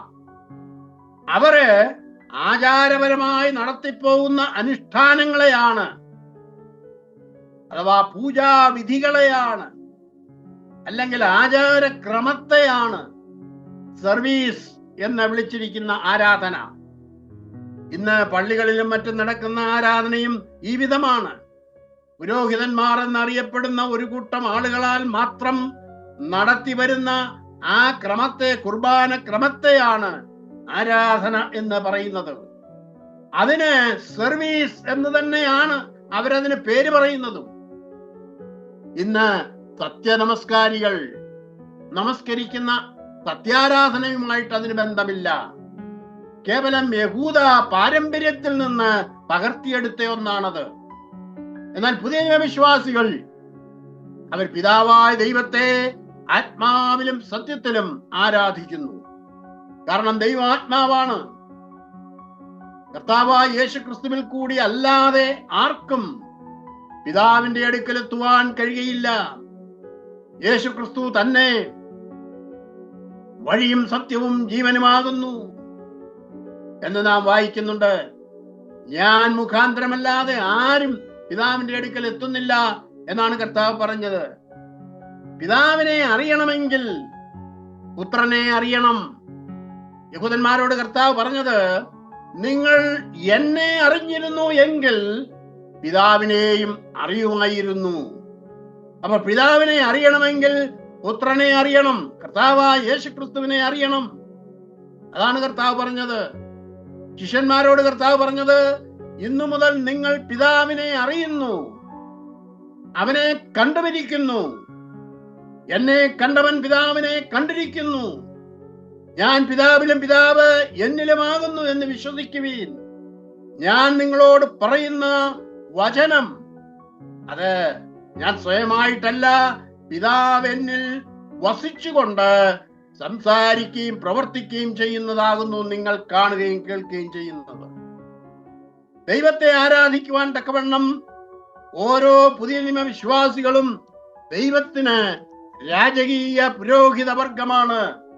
ഓരോരുത്തരും പുരോഹിതന്മാരാണ്. ആത്മീയയാഗം കഴിക്കുന്നവരും ദൈവത്തിന് പ്രസാദകരമായ ആരാധന കഴിക്കുന്നവരും ആയ വിശുദ്ധ പുരോഹിത വർഗമാണ് വിശുദ്ധന്മാരായിരിക്കുന്ന പുതിയ നിയമ വിശ്വാസികൾ. നാമല്ലോ പരിച്ഛേദനക്കാരെന്ന് പറയുന്നു. ദൈവത്തിന്റെ ആത്മാവ് കൊണ്ട് ആരാധിക്കുകയും യേശുക്രിസ്തുവിൽ പ്രശംസിക്കുകയും ജഡത്തിൽ ആശ്രയിക്കാതിരിക്കുകയും ചെയ്യുന്നത് നാം തന്നെ എന്ന് ഫിലിപ്പിയരോട് അപ്പോസ്തലൻ പറയുന്നു. ഇനി ആറാമത്തെ കാര്യം അവർക്ക് ലഭിച്ച അനുഗ്രഹത്തെ കുറിച്ച് പറയുന്നത് വാഗ്ദത്തങ്ങൾ അവർക്കുള്ളത് എന്നാണ്. അനേക പ്രോമിസസ് ദൈവം ഇസ്രായേലിനോട് ചെയ്തിട്ടുണ്ട്. പഴയ നിയമത്തിൽ പിതാക്കന്മാരോട് കൂടി അവരിൽ കൂടിയാണ് ദൈവം അനേക വാഗ്ദത്തങ്ങൾ ഇസ്രായേലിന് നൽകിയിട്ടുള്ളത്. അന്ന് യഹോവ അബ്രഹാമിനോടൊരു നിയമം ചെയ്തു. എന്താണ്? നിന്റെ സന്തതിക്ക് ഞാൻ മിസ്രയീമിലെ നദി അഥവാ നൈൽ നദി തുടങ്ങി ഫ്രാത്ത് നദിയായ യൂഫ്രട്ടീസ് നദിയായ മഹാനദി വരെ ഉള്ള ഈ ദേശത്തെ തന്നെ തന്നിരിക്കുന്നു എന്ന് അരുളി ചെയ്തു. നൈൽ നദി മുതൽ യൂഫ്രട്ടീസ് നദി വരെ ഉള്ള പ്രദേശം, ഈജിപ്റ്റ് മുതൽ ഇറാഖ് വരെയുള്ള സ്ഥലം ഞാൻ നിനക്ക് തന്നിരിക്കുന്നു എന്നാണ് പറഞ്ഞത്. ഉൽപ്പത്തി 15:18 മുതൽ 21 വരെയുള്ള വാക്യങ്ങളിൽ അതുണ്ട്. അതായത് നദി മുതൽ നദി വരെയുള്ള പ്രദേശം ഇസ്രായേലിന് ദൈവം അവകാശ ഭൂമിയായി നൽകി. ദൈവം വീണ്ടും ഇസ്രായേൽ മക്കളോട് ഹോരേബ് പർവ്വതത്തിൽ വെച്ച് കൽപ്പിച്ചത് ഇങ്ങനെയാണ്: നിങ്ങൾ ഈ പർവ്വതത്തിൽ അഥവാ സീനായി പർവ്വതത്തിൽ പാർത്തത് മതി, അതിന്റെ അടിവാരത്ത് താമസിച്ചത് മതി. ഏകദേശം 1 വർഷത്തോളം അവരവിടെ പാർത്തിരുന്നു. നിങ്ങൾ യാത്ര ചെയ്ത് അമോര്യരുടെ പർവ്വതത്തിലേക്കും അതിന്റെ അയൽപ്രദേശങ്ങളായ അരാബ കടൽ തീരം മുതലുള്ള പ്രദേശവും മലനാട്, താഴ്വീതി, തെക്കേ ദേശം അഥവാ സീനായി, കടൽക്കര, ഇന്നത്തെ ഗാസ, കനാന്യദേശം, ലബനോൻ, അവിടെ നിന്ന് ഫ്രാത്ത് എന്ന മഹാനദി വരെയും പോകുവീൻ. നിങ്ങൾ ഇവിടെ താമസിച്ചത് മതി, ഞാൻ ഈ പറയുന്ന സ്ഥലങ്ങളിലേക്ക് നിങ്ങൾ യാത്ര ചെയ്ത് പോകുവീൻ. ഇതാ ഞാൻ ആ ദേശം നിങ്ങളുടെ മുമ്പിൽ വെച്ചിരിക്കുന്നു.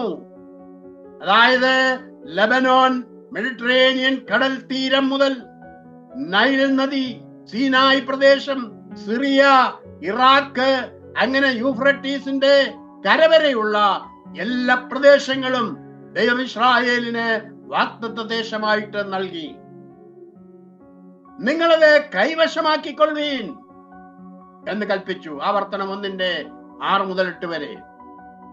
അതായത് സമുദ്രം മുതൽ സമുദ്രം വരെയുള്ള ദേശം, അരാബ കടൽ മുതൽ മെഡിറ്ററേനിയൻ സമുദ്രം വരെയുള്ള പ്രദേശം, നദി മുതൽ നദി വരെയുള്ള പ്രദേശം, അത് നിങ്ങള് കൈവശപ്പെടുത്തിക്കൊള്ളുക എന്നാണ് അവരോട് പറഞ്ഞത്. ഈ കാര്യമാണ് സങ്കീർത്തനത്തിൽ നാം കാണുന്നത്. അവൻ സമുദ്രം മുതൽ സമുദ്രം വരെയും നദി മുതൽ ഭൂമിയുടെ അറ്റം വരെയും ഹരിക്കട്ടെ. സങ്കീർത്തനം 72:8. വാഗ്ദത്ത ദേശത്തെ കുറിച്ച് മാത്രമല്ല, അവരെ അവൻ വർദ്ധിപ്പിക്കും എന്നും കൂടി വാഗ്ദത്തം നൽകി. നിന്റെ സന്തതി ആകാശത്തിലെ നക്ഷത്രങ്ങൾ പോലെയും കടൽക്കരയിലെ മണൽ പോലെയും അത്യന്തം വർദ്ധിക്കും എന്നാണ് അബ്രഹാമിനോട് ദൈവം വാഗ്ദത്തം ചെയ്തത്. ഞാൻ അതിനെ വർദ്ധിപ്പിക്കും. ഇസ്രായേൽ ദൈവകൽപ്പനകൾ അനുസരിച്ച് നടന്നാൽ അവർക്ക് ലഭിക്കുന്ന ഭൗമിക അനുഗ്രഹങ്ങളെ കുറിച്ച് ആവർത്തനം 28:1 മുതൽ 14 വരെ പറഞ്ഞിട്ടുണ്ട്. ദൈവം അവർക്ക് സമ്പത്ത് വർദ്ധിപ്പിക്കുന്നതു സംബന്ധിച്ചും യഹോവയുടെ അനുഗ്രഹത്താൽ സമ്പത്ത് അവർക്ക് ഉണ്ടാകുമെന്നും നിങ്ങളുടെ അധ്വാനത്താൽ അതിനോടൊന്നും കൂട്ടേണ്ടതില്ലെന്നുമാണ് ദൈവം അവരോട് പറഞ്ഞത്. ഇസ്രായേൽ ഭൂമിയുടെ മധ്യേ ഒരു അനുഗ്രഹമായിരിക്കും. യെശയ്യാവിലും ആവർത്തന പുസ്തകത്തിലും അത് പറയുന്നുണ്ട്. യെശയ്യാ 19:24, ആവർത്തനം 7:14. നീ അനേക ജാതികൾക്ക് വായ്പ കൊടുക്കുന്നവനായി തീരും. നീയോ ആരോടും വായ്പ വാങ്ങുകയില്ല. നീ അനേക ജാതികളെ ഭരിക്കും, എന്നാൽ അവരോ നിന്നെ ഭരിക്കയില്ല.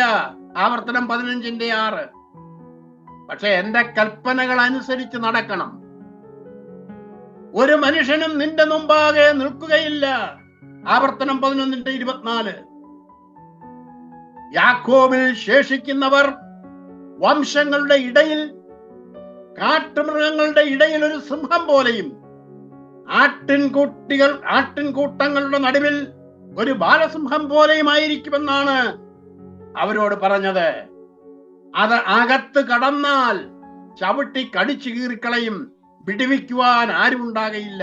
മീഖ 5:8. ഇങ്ങനെ നോക്കുക, അനേക ഭൗമികമായിരിക്കുന്ന നന്മകളാണ് ദൈവം അവർക്ക് വാഗ്ദത്തം ചെയ്തത്. അവരെ അനുഗ്രഹിക്കുമെന്ന വാഗ്ദത്തം നൽകിയിരിക്കുന്നു.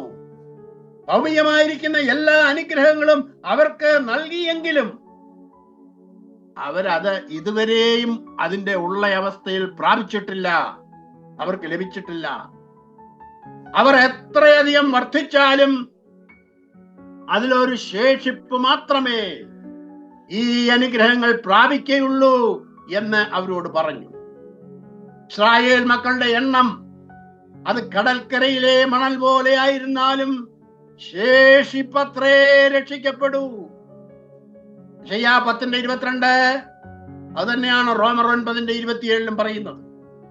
കാരണം ഈ വാഗ്ദത്തങ്ങൾ മൂലം നൽകിയ എല്ലാ അനുഗ്രഹങ്ങളും അവർക്ക് ലഭിക്കണമെങ്കിൽ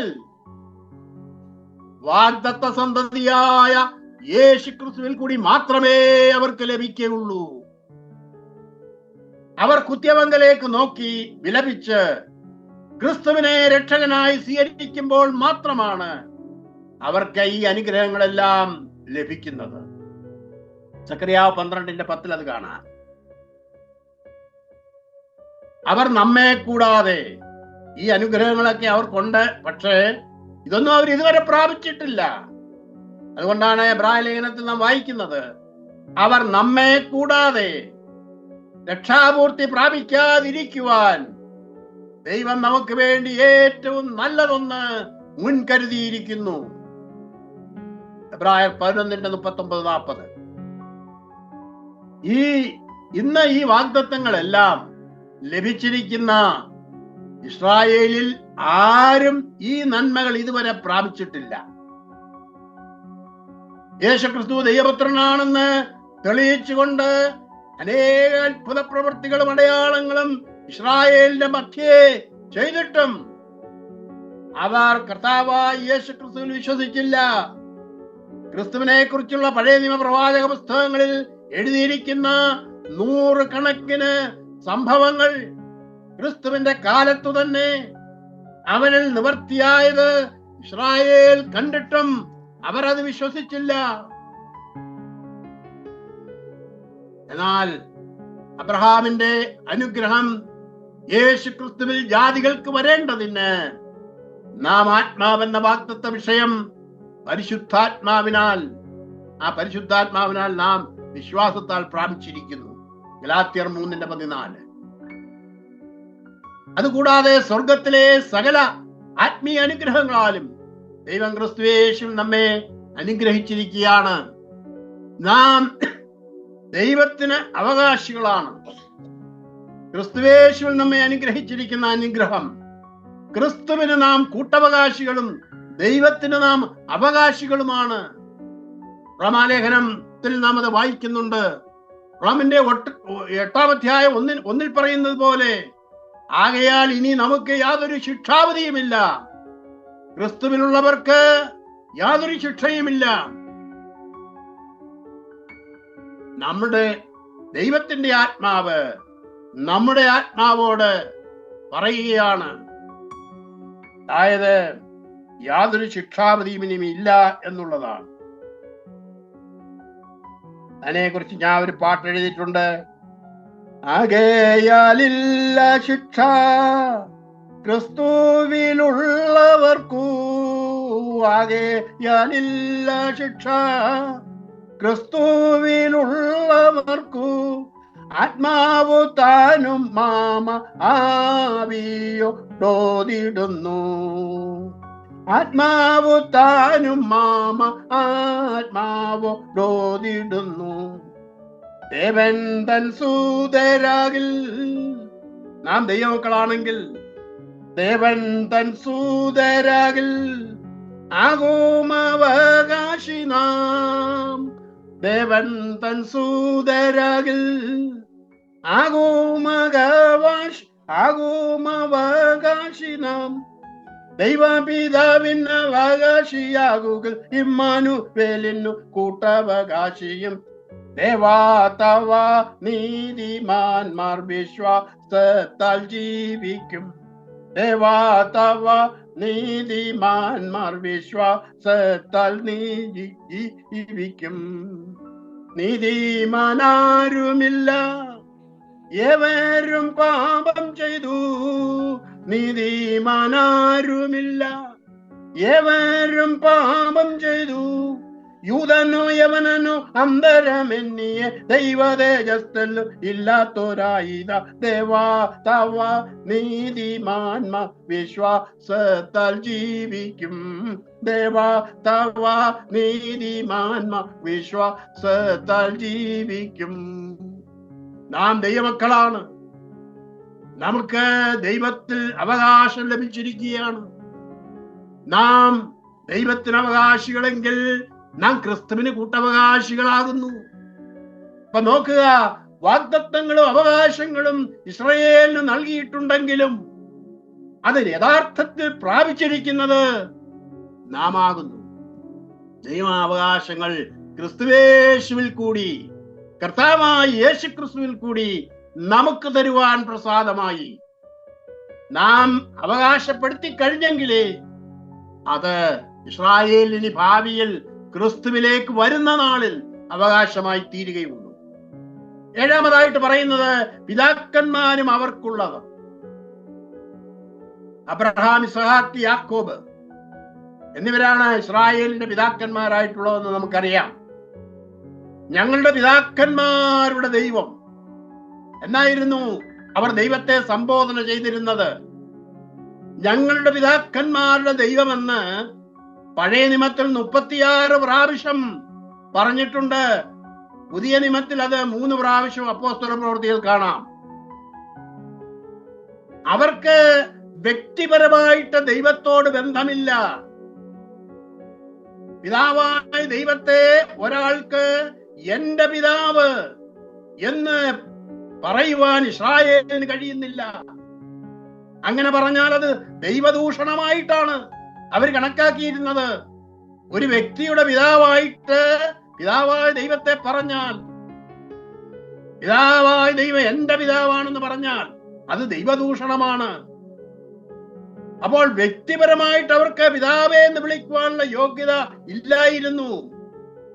ഭക്തനായ ദാനിയേൽ പോലും തന്റെ പ്രാർത്ഥനയിൽ പറഞ്ഞിരിക്കുന്നത്, എന്റെ പിതാക്കന്മാരുടെ ദൈവമായുള്ളോവേ എന്നാണ്. ദാനിയേൽ 2:23 പിതാക്കന്മാർ മുഖാന്തരമുള്ള നന്മയും വാഗ്ദത്തങ്ങളുമാണ് ഇസ്രായേലിന് ലഭിച്ചിരിക്കുന്നത്. ഇസ്രായേലിന് ഭൗമികമായ പിതാക്കന്മാരുണ്ട്. അവരിൽ കൂടിയാണ് അവരുടെ ദൈവമാണ് അവരുടെ ദൈവം. എന്നാൽ നമുക്കോ ആത്മീയമായി പിതാവായ ദൈവമല്ലാതെ വേറെ പിതാക്കന്മാരില്ല. കർത്താവ് പറഞ്ഞ എന്താണ്? നിങ്ങളോ എല്ലാവരും സഹോദരന്മാർ, ഭൂമിയിൽ ആരെയും പിതാവ് എന്ന് വിളിക്കരുത്. ഒരുത്തനത്രേ നിങ്ങളുടെ പിതാവ്, സ്വർഗസ്ഥൻ തന്നെ എന്ന് കർത്താവ് തന്റെ ശിഷ്യന്മാരോട് പറഞ്ഞു. മത്തായി 23:9. കർത്താവിന്റെയും മറിയോട് പറഞ്ഞ കാര്യം നമുക്കറിയാം. എന്റെ പിതാവും നിങ്ങളുടെ പിതാവും എന്റെ ദൈവവും നിങ്ങളുടെ ദൈവവുമായവന്റെ അടുക്കൽ ഞാൻ കയറിപ്പോകുന്നു എന്നാണ് പറഞ്ഞത്. യോഹന്നാൻ 20:17. ഇസ്രായേലിന് ദൈവത്തെ അവരുടെ പിതാക്കന്മാരുടെ ദൈവം എന്നേ വിളിക്കുവാൻ കഴിയുകയുള്ളൂ. നമുക്കോ അബ്ബാ പിതാവേ എന്ന് വിളിക്കുന്ന സ്വപുത്രന്റെ ആത്മാവിനെ ദൈവം നമ്മുടെ ഹൃദയങ്ങളിൽ അയച്ചു. ഗലാത്യർ 4:6. നാം ദൈവത്തിന്റെ മക്കൾ എന്ന് ആത്മാവ് താനും നമ്മുടെ ആത്മാവോട് കൂടെ സാക്ഷ്യം പറയുന്നു. നാം മക്കളെങ്കിലോ അവകാശികളും ദൈവത്തിന് അവകാശികളും ക്രിസ്തുവിന് കൂട്ടവകാശികളും തന്നെ. റോമർ 8:16-17. അപ്പൊ നോക്കുക, പിതാക്കന്മാർ അവർക്കുണ്ടെങ്കിലും യഥാർത്ഥത്തിൽ സ്വർഗീയ പിതാവ് നമുക്കാണുള്ളത്. നമുക്കവനെ പിതാവേ എന്ന് വിളിക്കുവാൻ സാധിക്കും. ഒടുവിലായിട്ട് ക്രിസ്തുവും ഇസ്രായേലിൽ നിന്നല്ലോ ഉത്ഭവിച്ചത്. ന്യായപ്രമാണത്തിന്റെ ശാപത്തിൽ നിന്ന് മനുഷ്യജാതിയെ രക്ഷിക്കുവാൻ ക്രിസ്തു ന്യായപ്രമാണം നൽകപ്പെട്ട ജാതിയിൽ നിന്ന് ജഡമെടുത്താണ് ലോകത്തിലേക്ക് വന്നത് എന്ന് നമുക്കറിയാം. എന്നാൽ ആ ജാതി അവനെ അംഗീകരിച്ചില്ല. അവൻ സ്വന്തത്തിലേക്ക് വന്നു, സ്വന്തമായവരോ അവനെ കൈക്കൊണ്ടില്ല എന്നാണ് നാം വായിക്കുന്നത്. വീട് പണിയുന്നവർ ക്രിസ്തുവിനെ കൂടാതെയാണ് പണി നടത്തിയത്. അവർ അവനെ തള്ളിക്കളഞ്ഞു. ഇവനെ വേണ്ട, ബർബാസിനെ മതി എന്ന് പറഞ്ഞു. കൈസറല്ലാതെ ഞങ്ങൾക്ക് വേറെ രാജാവില്ല എന്ന് യഹൂദന്മാർ പറഞ്ഞു. യഹൂദന്മാരുടെ രാജാവായി പിറന്നവൻ എവിടെ എന്നാണ് വിദ്വാൻമാർ ചോദിച്ചു കൊണ്ടുവന്നത്. എന്നാൽ ഇതാ പീലാത്തോസിന്റെ മുമ്പിൽ വെച്ച് അവർ പറഞ്ഞു, ഞങ്ങൾക്ക് കൈസറാണ് രാജാവ്, ഇവൻ ഞങ്ങൾക്ക് രാജാവല്ല. ഇവന്റെ രക്തം ഞങ്ങളുടെ മേലും ഞങ്ങളുടെ മക്കളുടെ മേലും വരട്ടെ എന്നാണ് അവർ അവനെ തള്ളിപ്പറയുകയും ആ ശാപം ഏറ്റുവാങ്ങുകയും ചെയ്തത്. ക്രിസ്തു എന്തുകൊണ്ടാണ് ഇസ്രായേലിൽ ജനിച്ചത്? അബ്രഹാമിന്റെ അനുഗ്രഹം ഇസ്രായേലിനും ജാതികൾക്ക് ലഭിക്കേണ്ടതിനാണ് ക്രിസ്തു അബ്രഹാമിന്റെ പുത്രനായ ദാവീദിന്റെ പുത്രനായി ജനിച്ചത്. പഴയ നിയമത്തിൽ ദൈവം ഇസ്രായേലിന് വാഗ്ദത്തം ചെയ്തിരിക്കുന്ന എല്ലാ അനുഗ്രഹങ്ങളും ക്രിസ്തുവിലാണ് വാഗ്ദത്തം ചെയ്തിരിക്കുന്നത്. അബ്രഹാമിന്റെയും ഇസ്ഹാക്കിന്റെയും യാക്കോബിന്റെയും വാഗ്ദത്ത സന്തതിയായ ക്രിസ്തു എന്ന ഏകൻ മുഖാന്തരമാണ് വാഗ്ദത്തങ്ങളും അനുഗ്രഹങ്ങളും നടപ്പിൽ വരുന്നത്. പക്ഷേ ആ വാഗ്ദത്ത സന്തതിയായ ക്രിസ്തുവിനെ ഇസ്രായേലിയർ തള്ളിക്കളഞ്ഞു. അതോടുകൂടി ഇസ്രായേൽ ശാപഗ്രസ്തരായി തീർന്നു. ഇങ്ങനെ ഇസ്രായേലിനോടൊപ്പം ശാപഗ്രസ്തനായി തീരുവാൻ പൗലോസ് തയ്യാറല്ലായിരുന്നു. എന്നാൽ ഇസ്രായേൽ തങ്ങളുടെ അജ്ഞതയിൽ തള്ളപ്പെട്ട ദയനീയ അവസ്ഥയിൽ പൗലോസിന്റെ ഹൃദയം വൈഷമ്യാവസ്ഥയിലായി. അതിന്റെ വലിയ ദുഃഖവും ഹൃദയത്തിനു നോവും പൗലോസിന് അനുഭവപ്പെട്ടതായിട്ട് ഈ അധ്യായത്തിന്റെ ആരംഭത്തിൽ നാം വായിക്കുന്നുണ്ട്. എന്നാൽ ദൈവം വാഗ്ദത്തം ചെയ്തിരിക്കുന്ന സകല അനുഗ്രഹങ്ങളും നമുക്ക് ലഭിച്ചതും ലഭിക്കുന്നതും യേശുക്രിസ്തുവിലെ വിശ്വാസത്താൽ നാം ദൈവമക്കളായി തീർന്നത് കൊണ്ടാണ്. ഈ സത്യത്തെ മനസ്സിലാക്കിയ പൗലോസ് യേശുക്രിസ്തുവിനെ കുറിച്ച് പറഞ്ഞ വാക്കാണ് റോമാലേഖനം 9:5 നാം വായിക്കുന്നത്. അവൻ സർവത്തിനും മീതെ ദൈവമായി എന്നേക്കും വാഴ്ത്തപ്പെട്ടവൻ. ആമേൻ. അവൻ സർവത്തിനും മീതെ ദൈവമാണ്. ഗ്രീക്കിൽ ആ വാക്ക് പറയുമ്പോൾ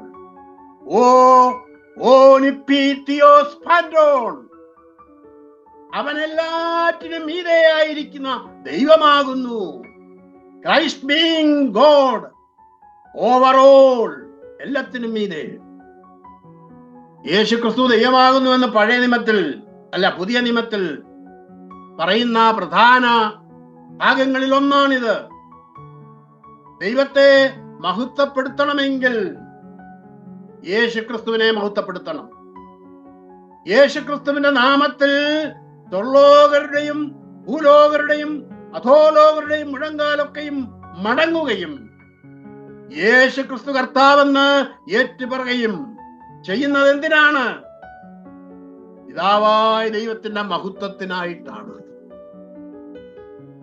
കർത്താവ് പറഞ്ഞത്, സത്യത്തിന്റെ ആത്മാവ് വരുമ്പോഴോ അവൻ നിങ്ങളെ സകല സത്യത്തിനും വഴി നടത്തും. അവൻ സ്വയമായിട്ട് സംസാരിക്കാതെ, പരിശുദ്ധാത്മാവ് സ്വയമായിട്ട് സംസാരിക്കാതെ താൻ കേൾക്കുന്നത് സംസാരിക്കുകയും വരുവാനുള്ളത് നിങ്ങൾക്ക് അറിയിച്ചു തരികയും ചെയ്യും. അവൻ എനിക്കുള്ളതിൽ നിന്നെടുത്ത് നിങ്ങൾക്ക് അറിയിച്ചു തരുന്നത് കൊണ്ട് അവൻ എന്നെ മഹത്വപ്പെടുത്തും. പരിശുദ്ധാത്മാവ് മഹത്വപ്പെടുത്തുന്നത് യേശുക്രിസ്തുവിനെയാണ്. പരിശുദ്ധാത്മാവ് സ്വയമായിട്ടൊന്നും പറയാതെ കർത്താവ് പറയുന്നത് കേട്ടിട്ട് അത് നമ്മോട് അറിയിക്കുകയാണ് ചെയ്യുന്നത്. നമ്മുടെ ആത്മാവോട് ദൈവത്തിന്റെ ആത്മാവ് ആത്മാവിന്റെ ഭാഷയിൽ സംസാരിക്കും. കർത്താവ് സംസാരിക്കുന്നതെല്ലാം പരിശുദ്ധാത്മാവ് സംസാരിക്കുന്നു. അതുകൊണ്ടാണ് വെളിപ്പാട് പുസ്തകത്തില് 7 സഭകളോടുള്ള ദൂതിൽ കർത്താവ് ആ ദൂതുകൾ പറഞ്ഞ ശേഷം ആ 7 ദൂതിന്റെയും ഒടുവിൽ 7 പ്രാവശ്യം ആത്മാവ് സഭകളോട് പറയുന്നത് എന്തെന്ന് ചെവിയുള്ളവൻ കേൾക്കട്ടെ എന്നെഴുതിയിരിക്കുന്നത്. ആത്മാവ് നമ്മുടെ ആത്മാവോട് ആത്മാവിന്റെ ഭാഷയിൽ ആണ് പറയുന്നത്. അത് കർത്താവ് പറയുന്ന വാക്കുകളാണ് ആത്മാവ് പറയുന്നത്. കർത്താവിനെ കുറിച്ച് പറയാത്ത കാര്യങ്ങൾ വല്ലതും ആർക്കെങ്കിലും വെളിപ്പെടുന്നുണ്ടെങ്കിൽ അത് ആത്മാവ് വെളിപ്പെടുത്തുന്നതല്ല എന്ന് മനസ്സിലാക്കിക്കൊള്ളുക. കർത്താവ് പറഞ്ഞതും പറയുന്നതുമായ എല്ലാം അത് പിതാവ് പറയുന്നതാണ്. എന്നെ അയച്ചവൻ സത്യവാനാകുന്നു, അവനോട് കേട്ടത് തന്നെ ഞാൻ ലോകത്തോട് സംസാരിക്കുന്നു. യോഹന്നാൻ 8:26 ഞാൻ സ്വയമായിട്ട് ഒന്നും ചെയ്യാതെ പിതാവ് എനിക്ക് ഉപദേശിച്ചു തരുന്നത് പോലെ ഇത് സംസാരിക്കുന്നു. യോഹന്നാൻ 8:28 ഞാൻ സ്വയമായി സംസാരിച്ചിട്ടില്ല എന്നും എന്നെ അയച്ച പിതാവ് തന്നെ ഞാൻ ഇന്നത് സംസാരിക്കണം, ഇന്നത് പറയണം എന്നും കൽപ്പന തന്നിരിക്കുന്നു. യോഹന്നാൻ 12:49 കർത്താവ് ഇതെല്ലാം യഹൂദന്മാരോട് പറഞ്ഞതാണ്. തന്റെ ശിഷ്യന്മാരോടും പറഞ്ഞു, നിങ്ങൾ കേൾക്കുന്ന വചനം എന്റേതല്ല, എന്നെ അയച്ച പിതാവിൻ്റെതത്രേ. യോഹന്നാൻ 14:24 കർത്താവ് പറഞ്ഞതെല്ലാം പിതാവ് പറഞ്ഞതാണ്. കർത്താവ് പറയുന്നതാണ് പരിശുദ്ധാത്മാവ് പറയുന്നത്. പിതാവും പുത്രനും പരിശുദ്ധാത്മാവുമായുള്ള ആ ബന്ധവും ഏകത്വവും ഇതിനാൽ നമുക്ക് ഗ്രഹിക്കുവാൻ കഴിയും. അക്കാലത്ത് നിങ്ങൾ ക്രിസ്തുവിനെ കൂടാത്തവർ, ഇന്ന് യേശു ക്രിസ്തു നമുക്ക് സർവത്തിന് മീതെ ദൈവമായിരിക്കുന്നു. ഇസ്രായേൽ പൗരതയോട് നാം സംബന്ധമില്ലാത്തവർ, എന്നാൽ ഇന്ന് നാം സ്വർഗീയ പൗരന്മാരാകുന്നു.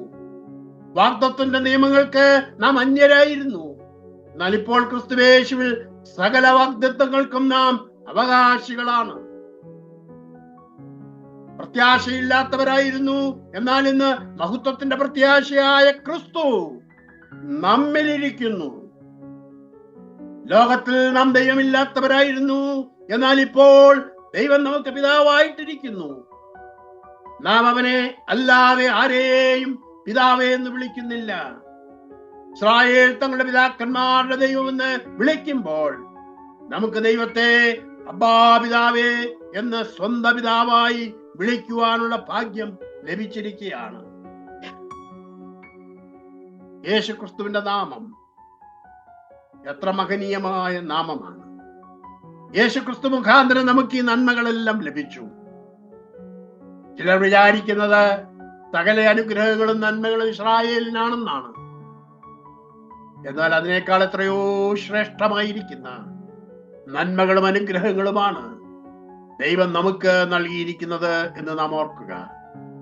ഈ നന്മകളെ ഓർത്ത് നമുക്ക് ദൈവത്തെ മഹത്വപ്പെടുത്താം, കർത്താവിനെ സ്നേഹിക്കാം, അവനെ സേവിക്കാം. അവന്റെ നാമം എന്നും എന്നേക്കും വാഴ്ത്തപ്പെടുമാറാകട്ടെ. ആമേൻ. ദൈവനാമത്തിന് മഹത്വം ഉണ്ടാകട്ടെ. ഈ ശനിയാഴ്ചയും വളരെ സന്തോഷത്തോടെ ഈ സൂം മീറ്റിംഗിൽ കൂടി നമുക്ക് കടന്നു വരുവാൻ തക്കവണ്ണം പ്രിയവനായ ദൈവം തന്ന ഈ സാവകാശത്തെ ഓർത്ത് ദൈവത്തെ മഹത്വപ്പെടുത്തുകയാണ്. മാത്രമല്ല, ഞങ്ങളുടെ ക്ഷണം സ്വീകരിച്ച് അനേക പ്രിയപ്പെട്ടവർ ലോകത്തിന്റെ പല ഭാഗങ്ങളിൽ നിന്നും ഇതിൽ സംബന്ധിക്കുവാൻ തക്കവണ്ണം ഈ ഒരാഴ്ചയും ദൈവം സഹായിച്ചതോർത്ത് ദൈവത്തെ നന്ദിയോടെ സ്തോത്രം ചെയ്യുകയാണ്. വളരെ അനുഗ്രഹിക്കപ്പെട്ട നിമിഷങ്ങളാണ് നമ്മളെ വിട്ട് കടന്നുപോയത്.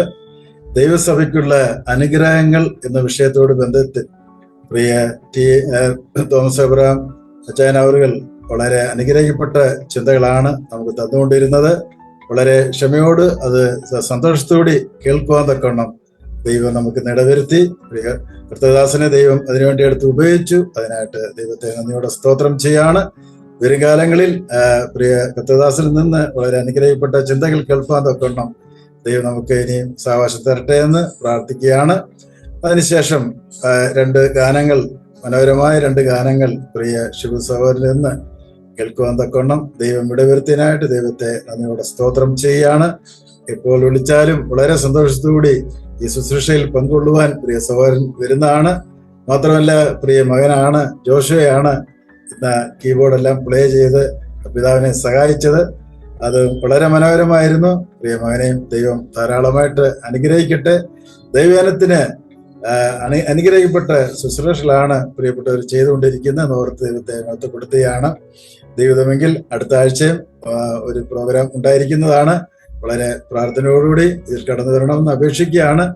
ഈ മിനിസ്ട്രിയുടെ വിജയം ഞാൻ എപ്പോഴും ഓർപ്പിക്കുന്നത് പോലെ നിങ്ങളുടെ സഹകരണവും നിങ്ങളുടെ പ്രാർത്ഥനയുമാണ് എന്നുള്ളതിന് യാതൊരു സംശയമില്ല.